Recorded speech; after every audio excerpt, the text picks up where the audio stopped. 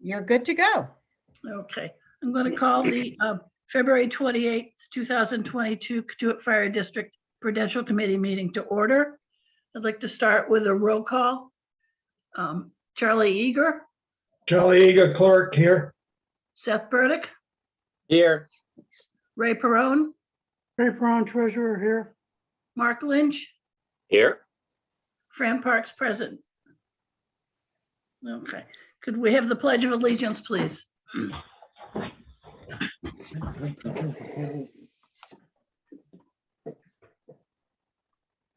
I pledge allegiance Allegiance flag to the flag of the of the United States of of America, America, and to the republic for which it for which it stands, stands, one a nation, nation, under under God, God, indivisible, with with liberty. liberty and justice for all. for all. Thank you.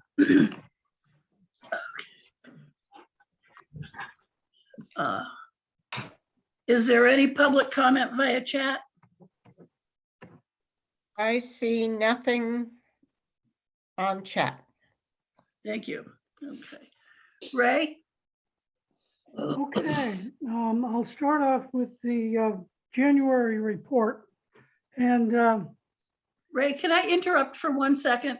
surely, For anybody who's listening at home, the budget presentation by the fire commissioners and the water commissioners are going to be at the March meeting, not this evening.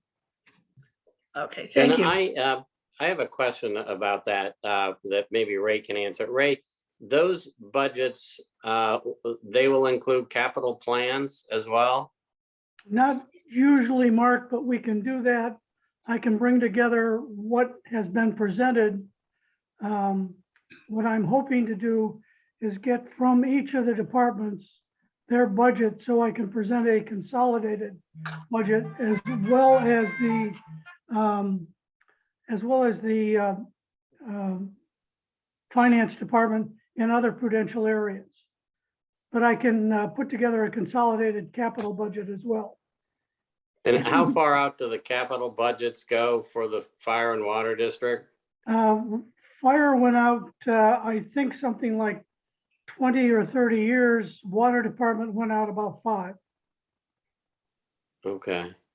Now I'm gonna test your memory. Do you recall whether the water department included capital plans for a filtration plant? No, they did not. And did the fire district include capital plans for a possible new firehouse? No, they did not. Can I ask the Prudential Committee if we can ask the fire and water for capital plans that specifically address those two issues, if they believe they are or will be required or desired that they be included in the capital plans? And in a time frame when they would be included too, Mark. Exactly. I think we can do this just by an email to the parties in question, but I would very much like to see that that information. Okay, I can send, or Ray, do you want to send the email out or do you want me? I can send it out. Okay, That'd I be can great. probably- Thanks, I Ray. might try to put together a format. So we're looking at one format instead of 3. okay, that sounds, Yeah, that'd be great. And if they have to estimate, these are obviously Yeah. big uncertain projects, but Yeah. we should have something there. Great. Thank you, Ray. We'll do it in constant dollars so we don't get into what inflation could or couldn't be. So turning to the January report, the tax revenue is down about 69,000 year to date versus the year to date target. About 4%, nothing major. But on the prior years, collections have actually gone negative. And that is because we were presented with a $58,000 refund that the town had processed in the first 6 months of fiscal '22, which actually related back to fiscal '21. The biggest one was a $52,000 refund on the 2021 real estate taxes. When I inquired about who that went to and what was the reason for the refund, I was told by the town that they really could not identify that. Once they had uploaded the material to Munis, they lost all, if you will, organized detail. Talking with the treasurer, she said that next year that they will incorporate it in a Excel file before they load it into Munis, which is what they do for the current taxes that enables me to reconcile my books with theirs. They also promised to send me the Munis file and to give me the opportunity to go through that and identify the parcel numbers that the refund related to. I'm not sure I'll do that. I'll take a look at it, but that also almost sounds like a mission impossible or a mission impractical, shall we say, to go through a lot of detail. If I can't download it into some machinable computer sortable form, that doesn't sound like a plausible alternative. So the tax revenue is down slightly. Water department revenue is on budget. Fire department revenue is ahead of budget, both from the ambulance and from grants. And then when we stand back and look at the total revenue, we're up substantially because of the COVID grant and the radio grant as well. So from a overall revenue standpoint, we are ahead of budget, and I would anticipate us closing out the year in that fashion. One of the positive signs was that the billing for the January usage that the water department just issued was a very strong billing, stronger than I had anticipated, given the decline in the pumpage statistics. So that would indicate that the water department will come in on budget, and we will then show favorable variances from these grants.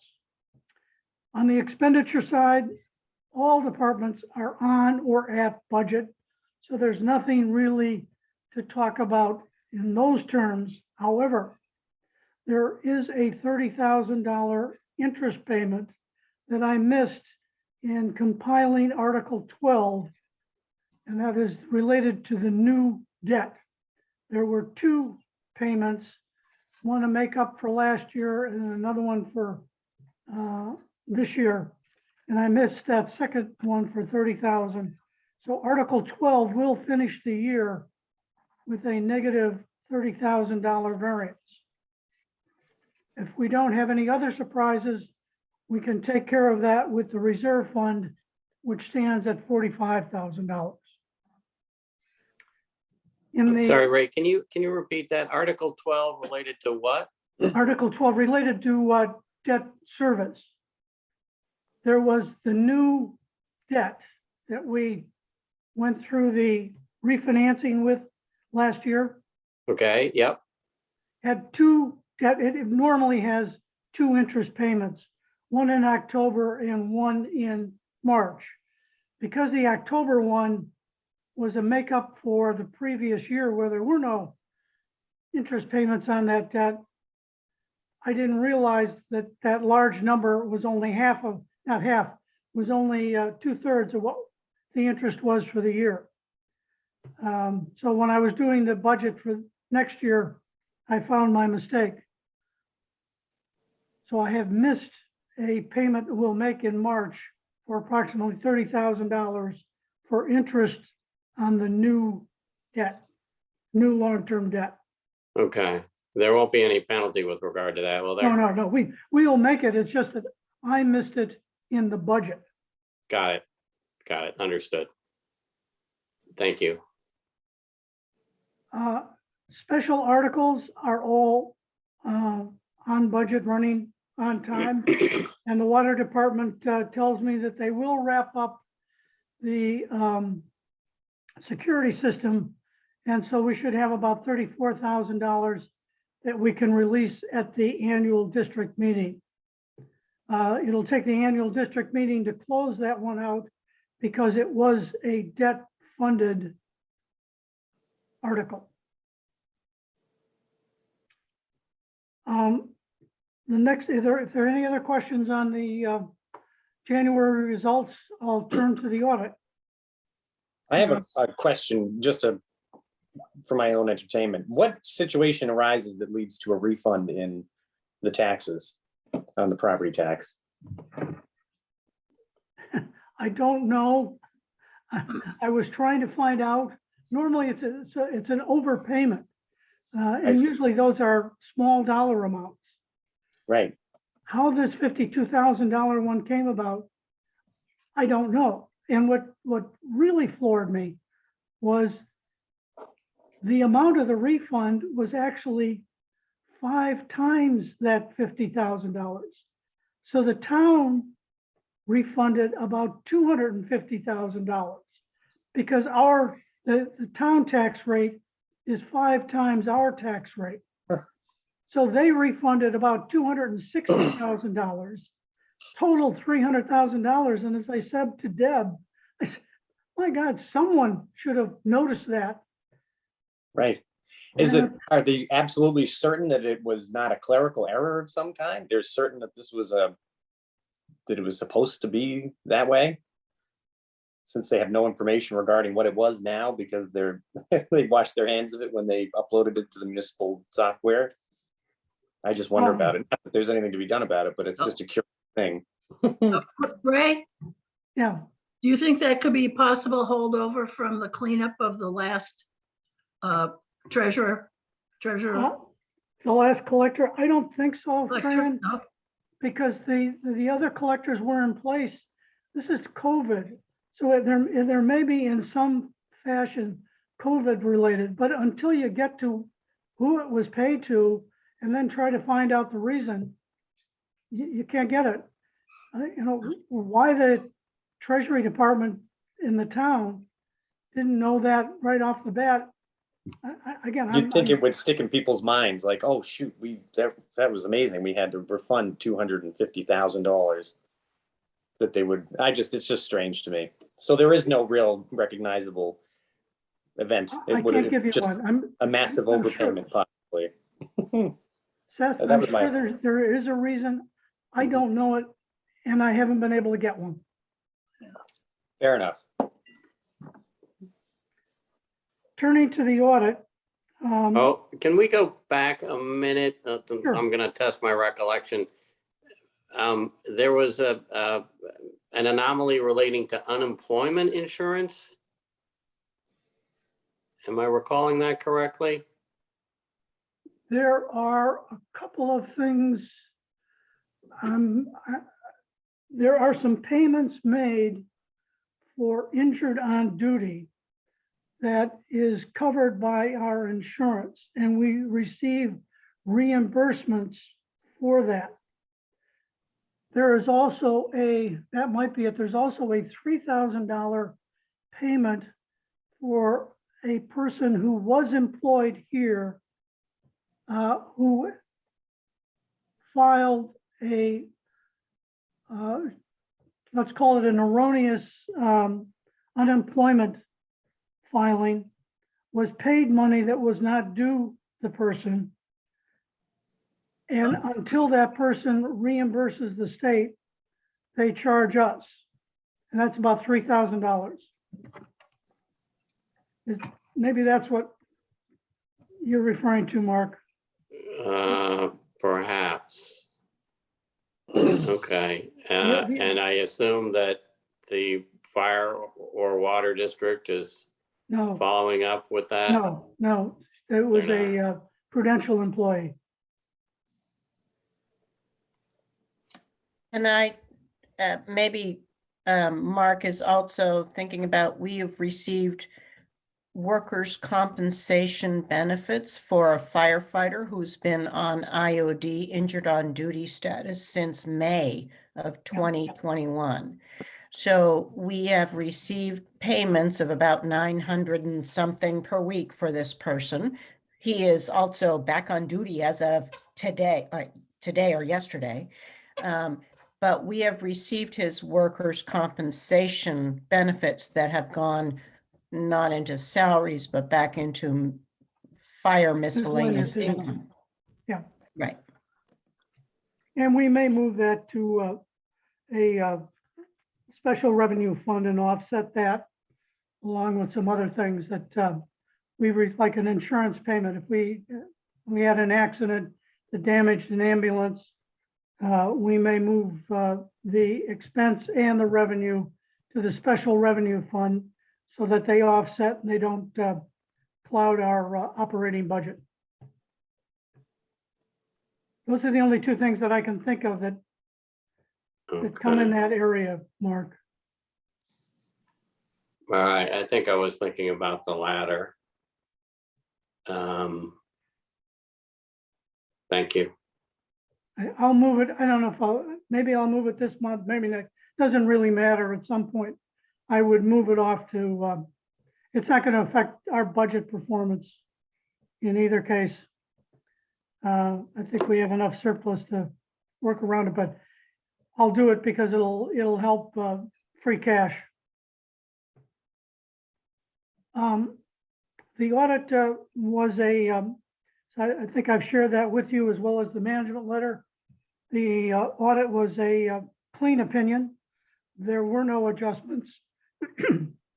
The statements in the audit report are presented in GAAP, General Accepted Accounting Principles format, rather than the municipal accounting that we use, that the statements that you're looking at are prepared on and what my reports to DOR are based on. Basically, GAAP uses full accrual. For example, they take into revenue the amount of tax levied, whereas we only take into revenue the amount of taxes collected. And like you can imagine, the refund caused the auditors some concern because they had taken that into revenue last year. But unfortunately, they had enough reserves that didn't require restating last year's results because of the refund. They also take into account fixed assets, depreciation, and our long-term retirement liabilities of pension, which is about $3.3 million, and OPED, which is a net liability of about $400,000. Can I interrupt you there, Sure. Ray? I think we went through this last year too. On page 6 of the management report, there's a paragraph that speaks about this. Any Yeah. chance we can bring up page 6 of the auditor's letter? I don't know if Lisa has it. It speaks about the fact that the pension payments may indeed increase. Yeah, I think that's right. It just says it's gonna let's see. It's No, going this to raise isn't rapidly the over right the next 5 document. years. It talks about until the rate is increased, but didn't we discuss this last year? Not increased by us, but increased by the entity to which we contribute for pensions, the Yeah. Barnstable town. That's Barnstable County Retirement. And when it speaks to, Lisa, any chance we can get that letter up? Yeah, it's up right now. It's up, but there are only 4 pages. No, there's 2 of them. One is like Oh. 72 pages and one is 4. Oh, that's the audit report you're talking about, Mark. Okay, I don't have that. I All don't right. have that I up didn't Yeah, bother, You're, read me what you're concerned about, and I may be able to answer it. well, I have, it's on my iPad. Let's see if I can put you guys on hold for a second. Well. Yeah, hang on just a minute. I should be able to Okay. find it. I was just afraid I was gonna lose you.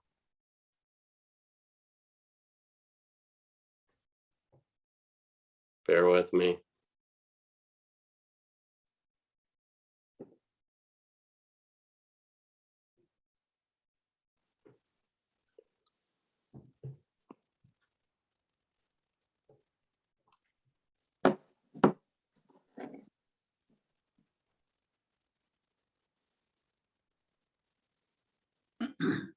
Okay, it's the 3rd paragraph on page 6.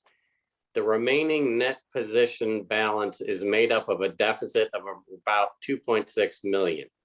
The Yeah, recognition of net pension and net other post-employment liabilities of about 5 million were directly responsible for this deficit. We expect the deficit will continue to increase until a more aggressive funding schedule is adopted. yes, And when it says a more aggressive funding schedule is adopted, that means by the Barnstable entity. county retirement, that, in other words, the bill that we get each year from them will increase rapidly. Okay. Yeah, It that was was confusing to me last 323,000. year. It's confusing to me this year again.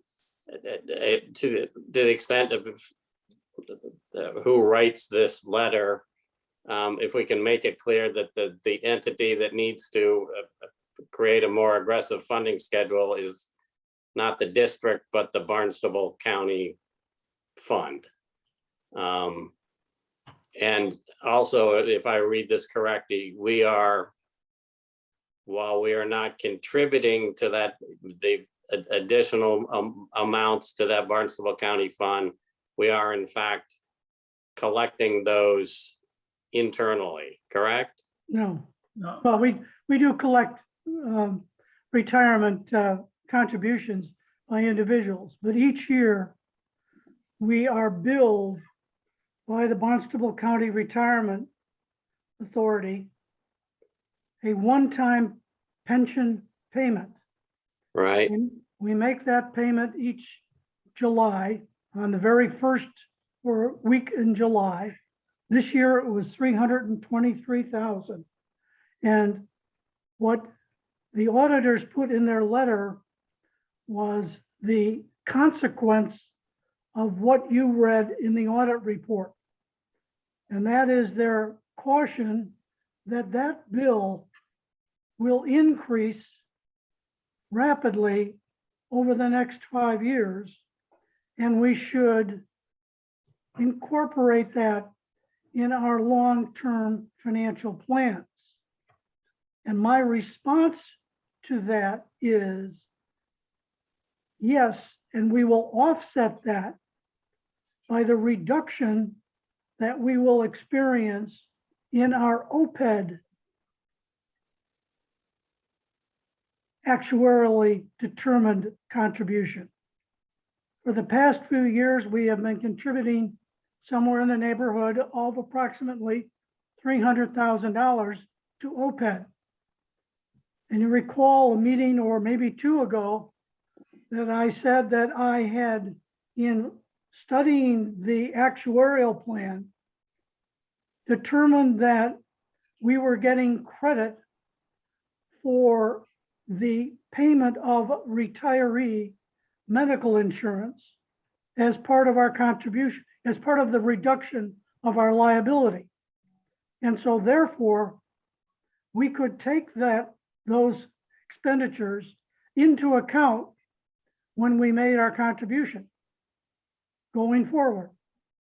So our contribution, I believe in fiscal 23, and don't hold me to this exact number, but the range of magnitude will be somewhere around $30,000 to $50,000. And will continue like that. We're paying $140,000 in retiree benefits each year. So the 140 that we pay for retiree benefits, plus the 30 or so that we will pay directly into OPEB, would meet the actuarially determined contribution of somewhere around $160,000 to $170,000. So while that management letter cautions us wisely that that bill will go up, I am providing further, if you will, comfort in that we can take advantage of the fact that we overpaid for OPEB and can use that overpayment to soften the blow of those increased payments over time. We might consider contributing part of that difference in the OPEB contribution into a stabilization fund that we could then use to mitigate the increase that we will receive from Barnstable County Retirement. If I'm understanding you correctly, and it is a complicated topic, you are suggesting that we set aside an amount annually to address what we expect will be substantially increased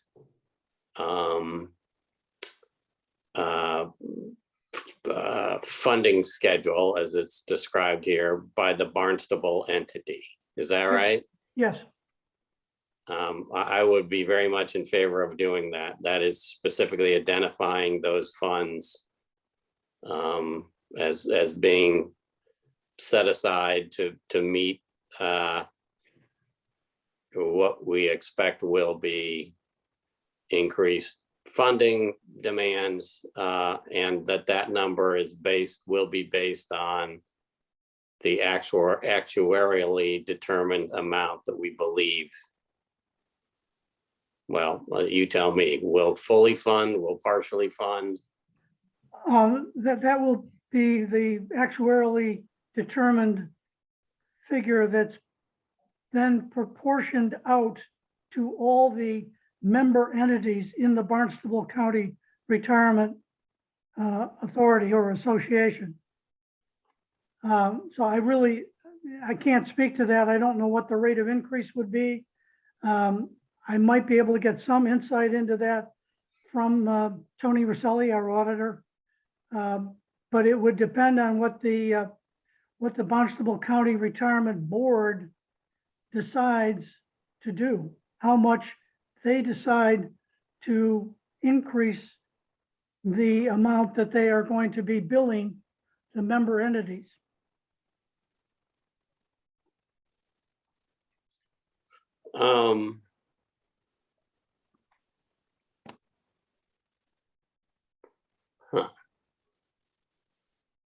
I mean, you could argue that we could just independently figure out what we're supposed to be actuarially contributing and just contribute that amount into a stabilization fund. No, I would not. Less, of course, whatever Well, goes. You could do that. You Barnstable. could guess at that and do that. Yes. Yes. Is that something that you think would be prudent? What I would recommend is looking at the differential between what we had been contributing to OPEB and what we have to contribute to OPEB and put that in the stabilization fund. That's easy to determine. Trying to figure out what the Barnstable County Retirement Association would do or not do is that's pure guesswork. You need Okay. Karnak. Yeah, I have to be Karnak. I'm not good at that. Yeah, well, okay, at least this will I provide think a you're gonna end up in buffer the for same what place, we know Mark. is coming. Mark, I think you'll end up in the same place. Okay, The second recommendation is One that I talked with the auditors about. I said that we're contemplating doing a lockbox to mitigate the concentration of duties in the water department. And they said, that's a good idea, and I'm going to put it in the letter. And they did.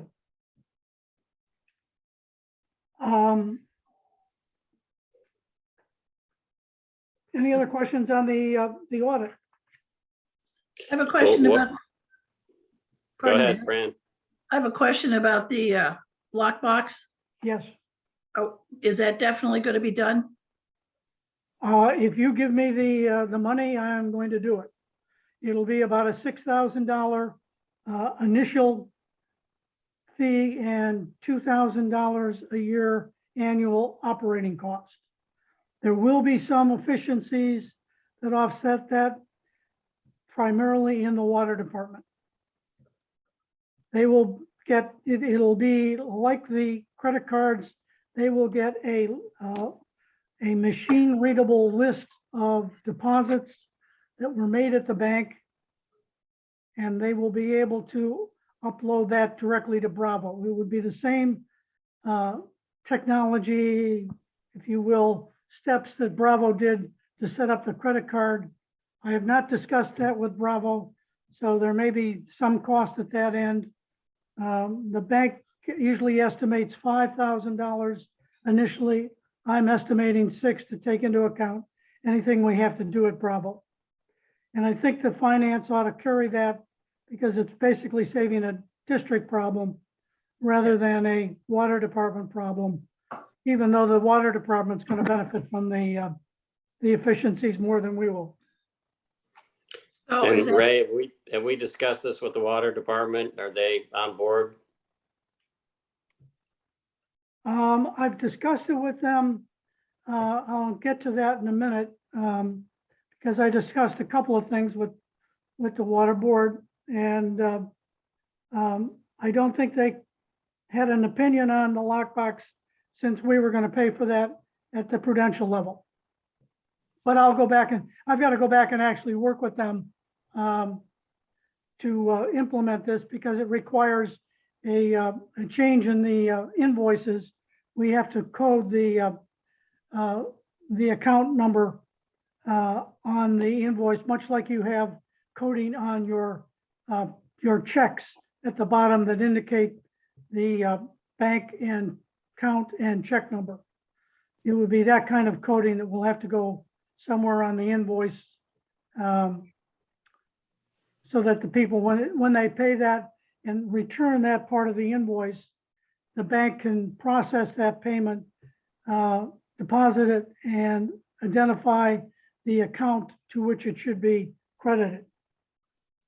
Ray, can I just, I don't know if this is relevant to the level you're talking about, but the lockbox service that we pay for ambulance billing is part of the fire department fees for their ambulance billing. So when we receive checks through a lockbox versus electronic transfers into our bank account for the ambulance billing, the fire department pays for the fees related to the lockbox deposits.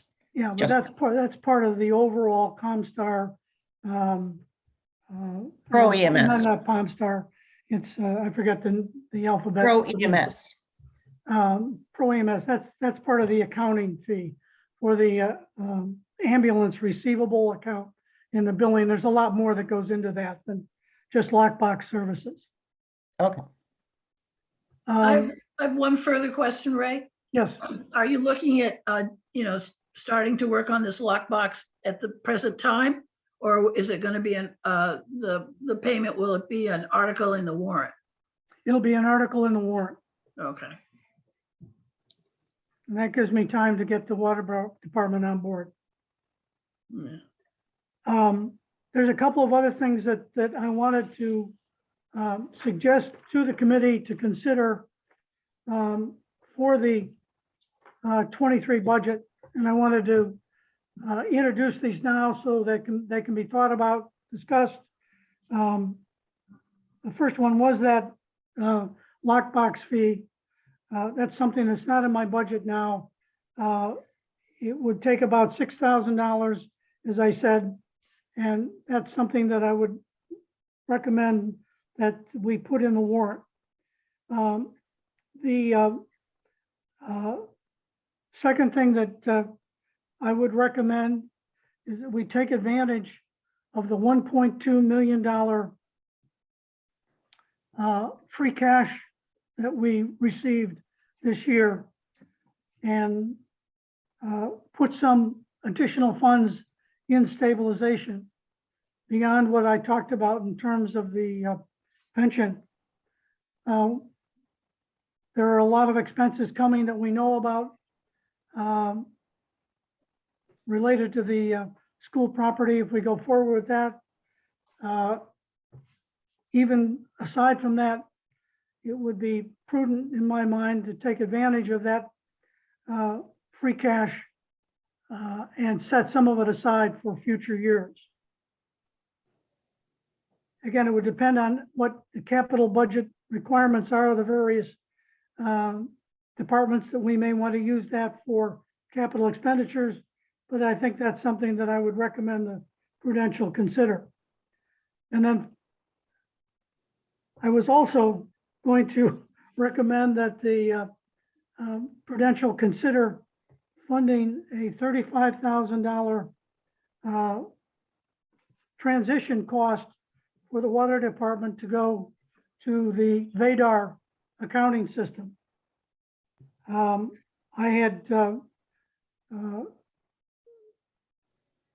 met with the VADAR people, gone through the problems and opportunities of the transition, and had really changed my mind. Initially, I was not very positive about moving to VADAR, but the more I thought about it, the more convinced I became that we really needed to update our IT systems. I think that the fact that I hear so much about cybersecurity, about how active FEMA is getting in that area, about how focused things are on water security, that it seemed like we ought to be investing in improving those systems. I sent an email to Jen and Chris at the water department and included a copy to Tom Hoppenstadt that I was going to present this to the committee. And I was going to, at the same time, say that there are some reservations, that there is things that the water department has to do and has to look at and has to buy into. While I may see it as a clear path, they may see more obstacles than I do. Tom took the opportunity to send an email when he got my email, sent an email to Fran, myself, and the rest of the water commissioners saying that they were in no way interested in going ahead with the conversion to VADAR. That's their call. I guess I'm really disappointed that they didn't take the opportunity to look at the operational piece before they made that decision. And let me explain that, if I may. VADAR billing and accounting system for water departments does not have all the functions of the current Bravo system. And those functions relate to project management, if you will, in broad terms, within the water department, which helps in the billing process, but also provides some management information. So if there was going to be a conversion to VADAR, there had to be the addition of an operational software package that would take the place of those Bravo functions within the water department. And indeed, VADAR has a partner in that area that they identified for us. And we're going to connect that vendor with the water department and myself to look at the operational features of that system. And candidly, the more I think about it, the switch to Vadar is really secondary. It's the operational piece. At the end of the day, on an ongoing basis, when you back out what we pay Bravo now, which is $1,500, the incremental cost of the Vadar accounting package is $1,400. The operational software is about $4,000. And it's really, in my mind, the operational part that is the more important of the two. I think the lockbox system will take care of the internal control needs. It won't address the fact that we're dealing with a legacy system operated and supported by one individual, which has inherent risks in itself. But that's up to the water department, by and large. But I think finally, I would also recommend that the Prudential Committee consider a special article in the warrant to engage a competent firm to review the total IT security of the district. I believe that Secure Networks provides an adequate protection for the finance department and the finance records. I doubt if it's perfect, but it's adequate. But I think that someone ought to look at our total IT structure and see if it meets today's security requirements. Didn't the water department just complete a project like that? No, that We was spent a lot of money. that security is for the for the water pumps at the tanks. It's not a security system for the IT. So it was a physical security review? Yes. Yeah. Okay.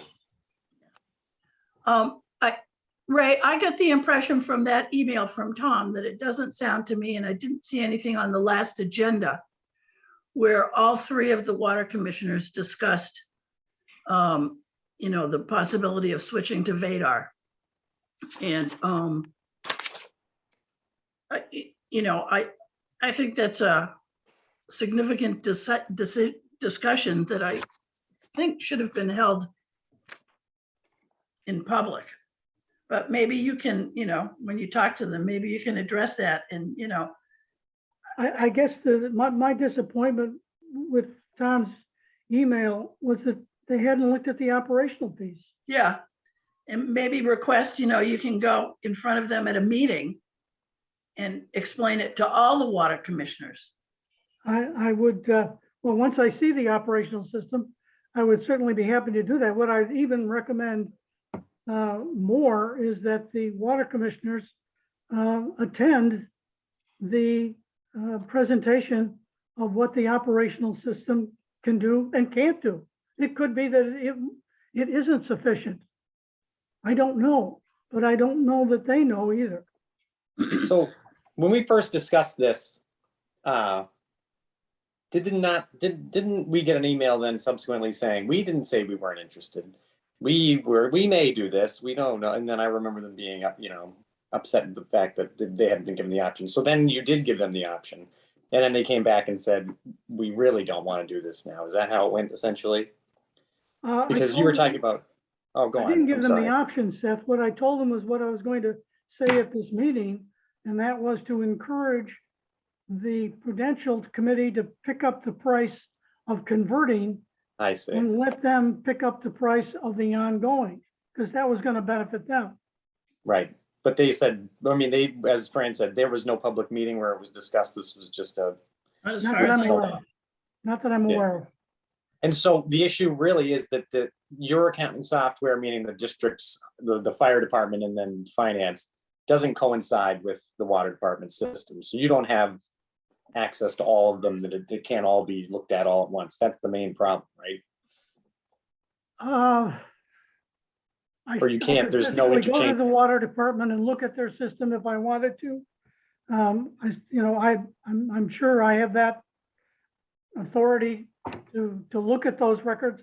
I'm responsible for the collection of money, so I would suppose that my charter would include that, but I'm not, the accounting interface would provide some benefits to finance. I think the Right, main that's what- benefit, I'm sorry. No, go on. I'm sorry. I don't mean to interrupt. The main benefit is a more reliable vendor. Right, because it's a Supporting legacy it. system, as you say, which means it's on its own now. It's not supported anymore. No, I'm sorry, legacy is is an incorrect description.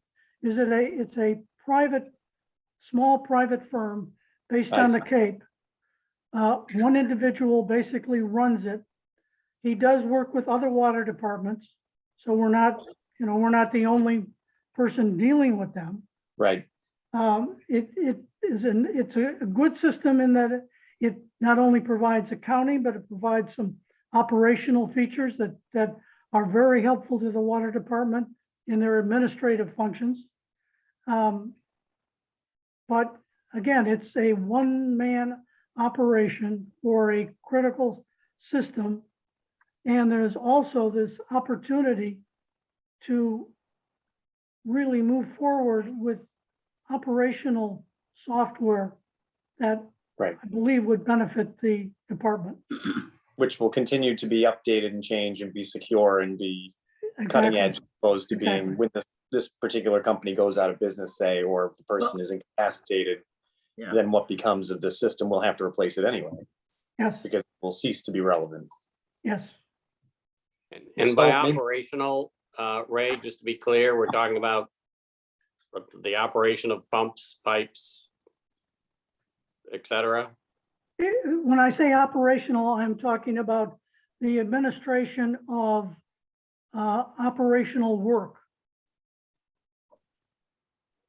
It provides, basically, I'm going to call it project management. And again, I'm struggling to describe it because I'm dealing with third-hand descriptions of it by Vadar. I'm really not in a position to describe it concisely. Well, maybe you should try to, or how could you get on the agenda there?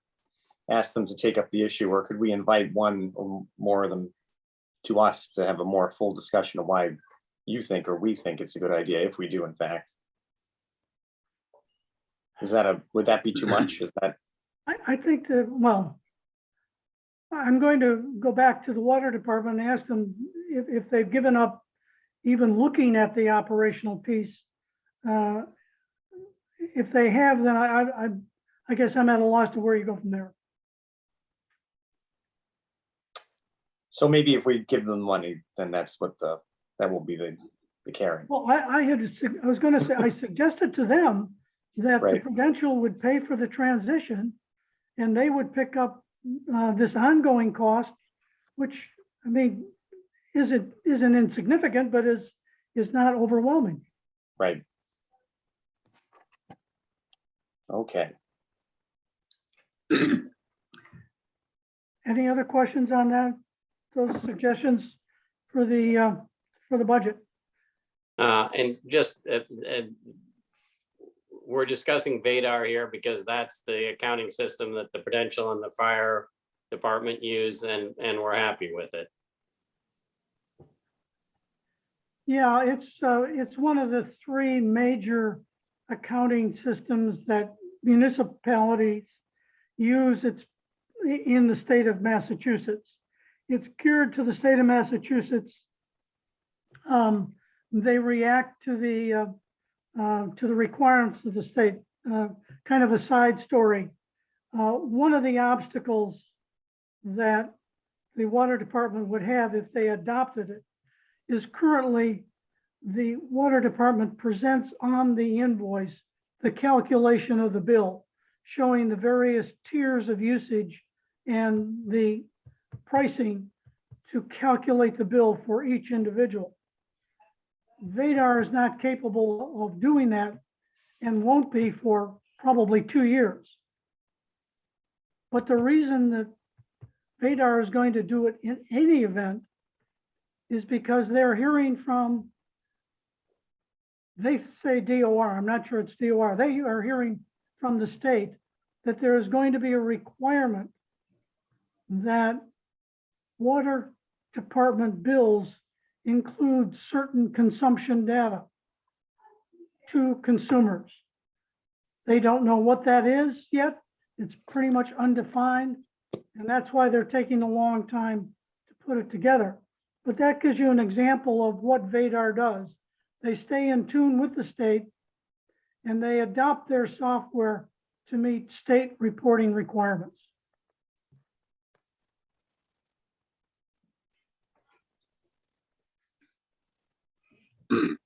So are we all set with the treasurer? I think so. I think Okay. so. Thank you. Thank you. Thank you, Ray. So Freedom Hall, I'm still working on getting a second bathroom bid, maybe a third. The library was going to meet there with a small animal program on Saturday, but that didn't work out because of the snow. So they'll be coming back in April. And we've been contacted by the Cahoon Museum who would like to use the hall at 4 different times for scrimshaw lectures and I think a class doing scrimshaw. So that's what's going on there. Since I forgot to put it on the agenda, have Mark and Seth, have you reviewed the minutes from the last meeting? I did. I have not. I will defer to Seth. Okay, well, we can hold off till the next meeting to approve them. That's okay, just so everybody has had a chance to read them. It's my fault, I said them late. Katuitt School Committee. Yeah. So we had another meeting with Andy Clyber and David Anthony. They are continue to be working on getting this done. They continue to be interested in getting the property transferred. Timing wise, I think they understand the importance of getting this through a Barnstable Town Council vote before our annual meeting, but the general consensus was that that probably won't happen. But if we continue to proceed at this pace, it probably will be sometime in the early summer. One development was that they showed us, but still have not sent us, despite Jim Danhauser having asked for it, an asbestos report, which two things I found troubling. One is that in the crawl space where we knew there was asbestos, they now indicate that there's asbestos in the dirt in the crawl space, which sounded to me like a possible substantial increase in cost / complexity. And there was a recommendation that no one go in the crawl space, which, people have been in the crawl space for inspection purposes. And I think even when we offered tours of the building, people were down there. Both troubling. There was discussion at the meeting of the school committee as to whether we, two issues really. One is the oil tank and whether we should seek a pressure test of that. And the other is whether we should do a phase 2 analysis, which I guess would cover both of the oil tank and the asbestos issue, to determine, you know, we threw out the number $1 million a year ago when we started this process as with all kinds of caveats for a possible demolition of the building, should we choose to do that. There was some discussion as to whether we want to make sure that that is still, I was going to say a reasonable number. I'm sure it is likely more than that now, but you know, does it make sense to at least, well, the oil tank would be a very expensive issue. The asbestos is potentially expensive issue. Should we undertake those two activities? There appears to be money available to do that, either in Article 16 or in Article 17, if we wanted to do it. Pressure testing, according to DJ McKinnon, is a few $1,000s. A phase 2 analysis, admittedly, very much a wild guess, but you know, maybe 20 to 30. My thought is that those would probably both be worthwhile doing. I just want to make sure that this is not an order of magnitude change. I don't think it would be it, but I don't know much about asbestos abatement. So that is where the school committee stands. Thoughts? So when you say phase 2, what exactly does that mean? Meaning Well, two- phase 1 is just just a a more document in-depth- review. Right. Uh-huh. So you get someone to try to track down all the documents, which is not as easy as one would think. Phase Right. 2, someone actually goes to the facility and does a review. Right. It is not anything that you could use for a, you know, like a bid. I don't think it's that level of detail, but there's actually an inspection. They review all the documents and they go out. For example, the Habib document would be reviewed. This document that we were shown the other day, I think the company is Ahira, would be reviewed. And then they would go in and see whether in fact those documents were accurate and the school is still in the same shape vis-a-vis asbestos as described there. Mm-hmm.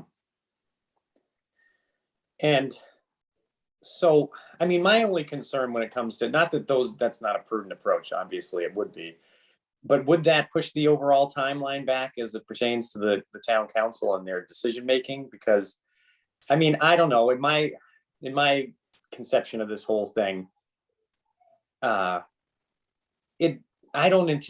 personally don't anticipate that there would be, I made the same point when we were at the annual meeting or prior to it, that is there a threshold at which the people of the village will say that we are no longer interested in this?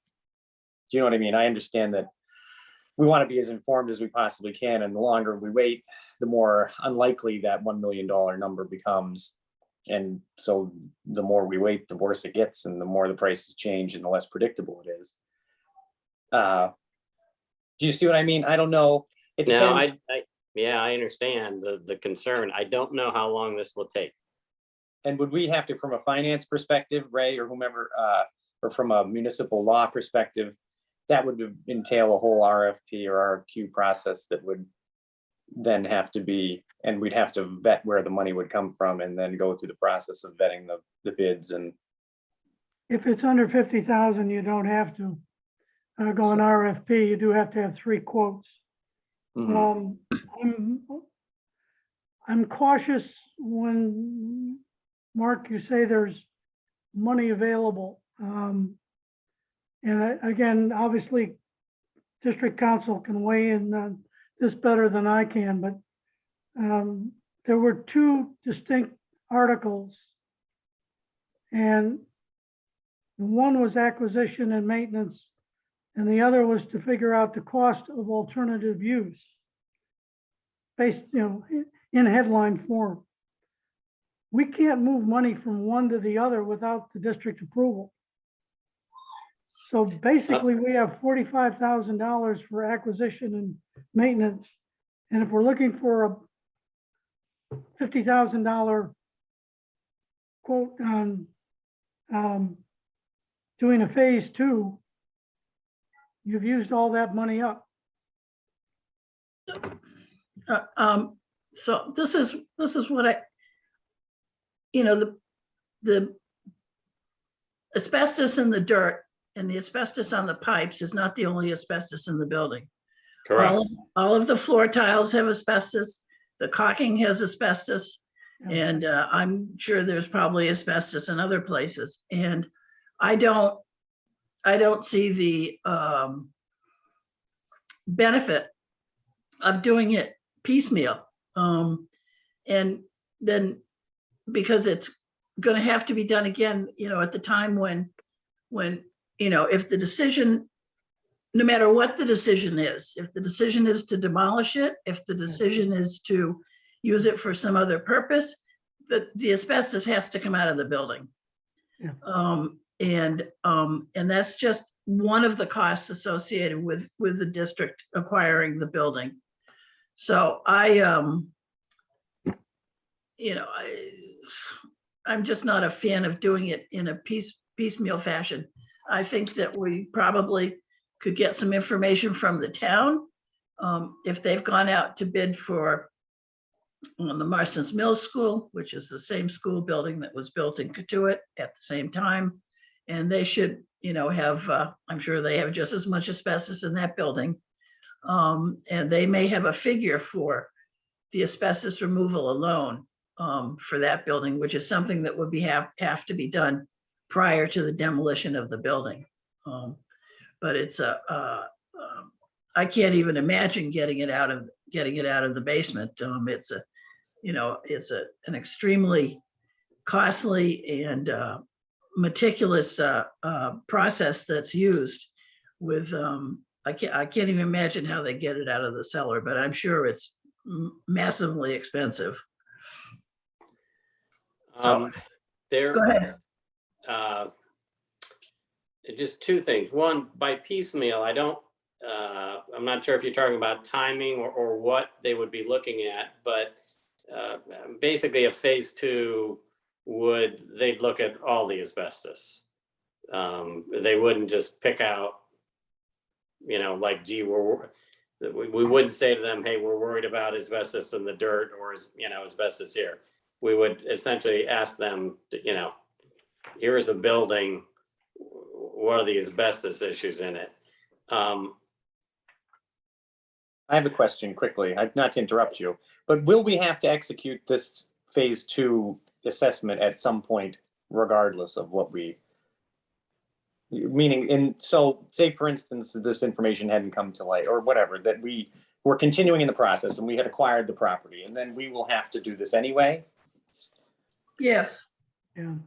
So there's Yeah, that too. I mean, at some point, it may not be exactly a phase 2, but to Fran's point, the asbestos needs to be removed. So the right. first thing they'll do to give us a estimate is to do an analysis of the asbestos needs. You know what, as we're sitting here talking, something occurs to me. The Habib report, was there a number in there for asbestos removal? I couldn't say. I don't, I remember a lot of the numbers that were in there for what an upgrade of the building would need, but I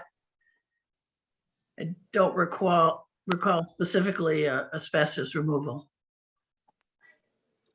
I think it may have been hazardous materials removal. It's gonna take me a while to find that one. I guess what I'm getting around to is I would feel more comfortable if Habib had put a number on this, and they may have. And we could compare that analysis as to the date of the analysis of this AHIRA report to see, you know, which time-wise, which came first.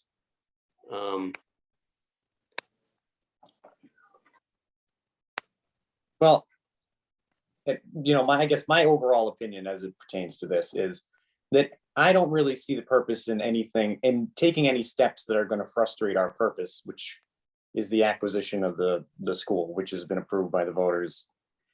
And anything that's going to push it further afield, I don't really think is going to do us any favors. And we understand that we're going to incur a significant cost as a result of acquiring this property. And I think, you know, it was made pretty clear to people at the district meeting. And I'm not against doing something like this. And if the money is available under the, you know, the letter of the law based on how we voted it in.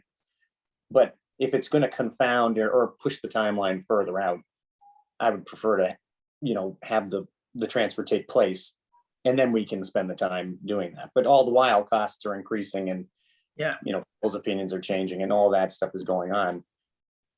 I mean, we're almost a year out now from when the voters approved the whole concept of this. So, I mean, that's what I think, for what it's worth. Yeah, no, I Well, it's agree worth with a you. lot, Seth. I think, I just don't think that we should spend any money on this project until we actually have ownership of it. So. Some of the other things that were mentioned at the meeting is there are 2 conservation restrictions that are being worked on. Mark Robinson has been writing them and working on them with the town.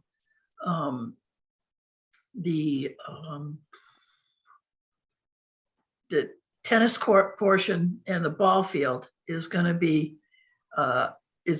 go before the planning board to be declared a non-buildable lot, essentially. The town will keep that. The town's going to give us, will allow us to keep, have the electricity come across from Main Street. I'm not 100% sure that if we have the building, that's the best idea. There is obviously electricity on Old Oyster. And, you know, we could bring that electricity, if we keep the building underground, to the building, which would, if we decide to do something with the building. And was there anything else? I think that's all, Mark, isn't there? Is that all? I think that is, the only exception would be, there was some discussion about having Mark Boudreau look at those conservation restrictions, which might require some authorization from us. I would, of course, strongly recommend that. They're far enough along that he should be weighing in on these. I sent him oh, I hate this. I sent him can you still hear me? Yep. I sent him an email, and he said he'd be glad to review them. He just needs to get the documents. So Great. that's, and, we, the district has given us a budget for legal affairs, so we don't need to, we don't need a special, oh God, vote on it. We can just, and this, it's been discussed before, having him work with us. Great. Okay, so, the bylaw committee, Yeah, we had our second meeting. We will schedule a third. One of the things we've accomplished was Lisa Haven went through and came up with a whole laundry list of typos. Everything from misspellings, one or two of which were important, but form, lots of stuff. And the group authorized her to, in a track changes form, make those changes so that if nothing else, we can get this cleaned up, kind of grammatically and punctuation wise, etc. A couple of other things, developments that I thought were kind of interesting. One of which is the submission of budgets, proposed budgets for the next year. Yep. The bylaws say they're supposed to be done by the beginning of the calendar year, which has been basically observed in the breach. So there was some discussion about, meaning that the water and fire department don't get them in every year until, substantially after that time. In looking at that, we found two other provisions that refer either directly or indirectly to the filing of those or to the preparation of those budgets, neither of which seem to comply with each other. So we're looking at resolving that. There was some discussion, and Fran, you may remember this. There was a provision for advisory committees that allow for advisory committees to be appointed, consisting of the citizens of Katuitt. There was a suggestion that that should be changed to registered voters.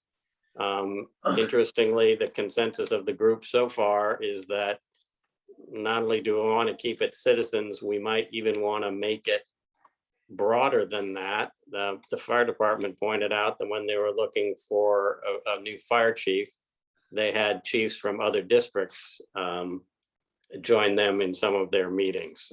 So basically outside experts. So those are some of the things we're looking at. We'll start with the track changes document from Lisa and proceed on those other points, and no further discussion about revolving chairmanships for the three committees, nor term limits, which had come up in the first meeting. can I just make a comment about having the budgets ready? I think having a budget for next year by requesting it from the water department and the fire department in January is terribly early. Ray, you let me know what you think, but I think March is the town council is just about to start on their budget discussions. So they certainly aren't doing it in January, and they are on the same time schedule we are. So I really think I would, recommend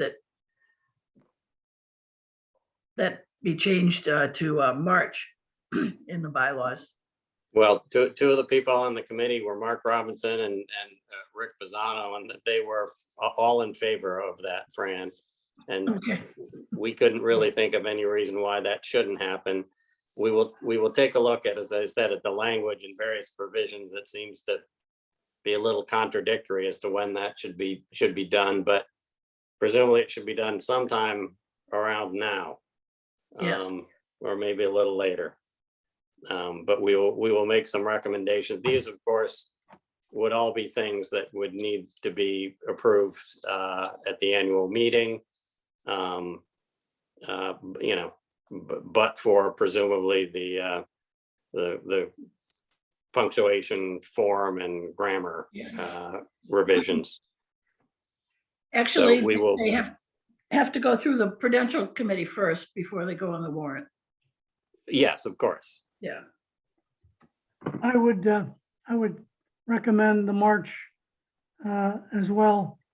You really need an adequate look at the current year to see where your budget problems are in the Yeah. coming year.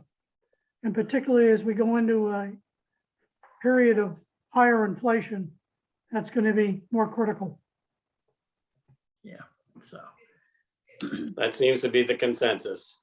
yeah, I would suspect that people were just not doing it in January and doing it in March because it made more sense and just never got around to changing the bylaw. Yeah. Okay, any other comments, concerns? No, well, actually, you know what, Fran, could, for next month, would you put governance on agenda? Okay, That is my final comment. and any public comment? I do not see any public comment in the chat. Okay. I will accept a motion to adjourn. Oh, let me tell you the date of our next March.